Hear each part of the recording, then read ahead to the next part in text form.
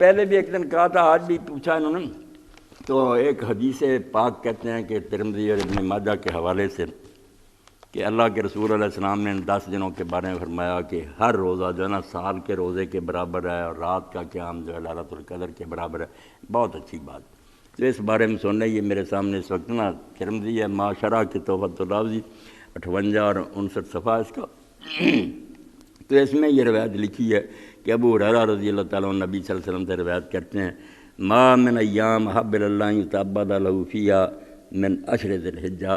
کہ یہ 10 دن ذی الحج کے جو ان سے زیادہ کوئی دن اللہ کو پیارے نہیں ہے کہ جن میں اس کی عبادت کی جائے۔ عبادت کے لیے سب سے اعلیٰ یعدل الصیام کل یوم منا صیام سنہ، ہر دن کا روزہ جو ہے وہ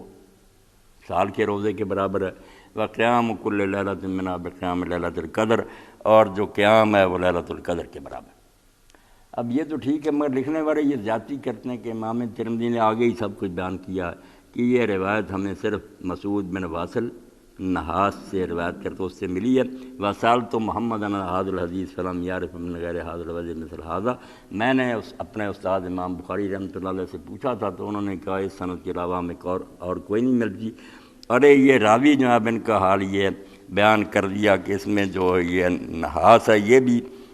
سارے جو ہے النحاس بتشدید الحاء نحاس ثم محملہ بن کہم بفتح الکاف سکون ہائے بصری ضعیف من السادس، یہ بھی ضعیف ہے۔ اور جو اس سے پہلے مسعود بن واصل ہے الازرق البصری صاحب الصابری لین الحدیث من التاسع، دو جو ہیں سن لڑی میں سے نا کمزور روایت ہے، وہ ضعیف کما رفتہ 59 صفحہ پر مولانا مبارک طیف ہے، جیسے تجھے علم ہو گیا کہ یہ راوی یار سارے ضعیف ہیں۔ ہذا ابن ماجہ کے بتایا کہ اس میں بھی لکھا ہوا ھذا حدیث ضعیف لأن فی سند مسعود بن واصل و لین الحدیث فی النحاس بن کم و ضعیف کما رفتہ، تو ثابت نہیں بات۔ ویسے روزے جو ہے نا نیکی یا جب بھی رکھے کوئی منع نہیں، اچھے ہیں، مگر یہ لیلۃ القدر کی باتیں